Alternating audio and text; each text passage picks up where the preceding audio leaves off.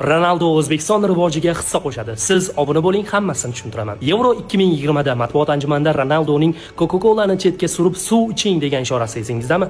O'shanda mana shu bir harakat Coca-Colaga bozorda millionlab zarar keltirgandi. Yaqinda esa Ronaldo dunyoning eng qudratli mamlakat prezidenti bilan uchrashdi. Siz hech ko'rganmisiz, Amerika prezidentiga qaysidir futbolchi yoki sportchi shu darajada qiziq bo'lganini? Shaxsan men uchrashganini ham unchalik eslolmadim. Xullas, nima demoqchiman? Termamiz dunyo ramzi bo'lgan futbolchiga qarshi maydonga tushadi.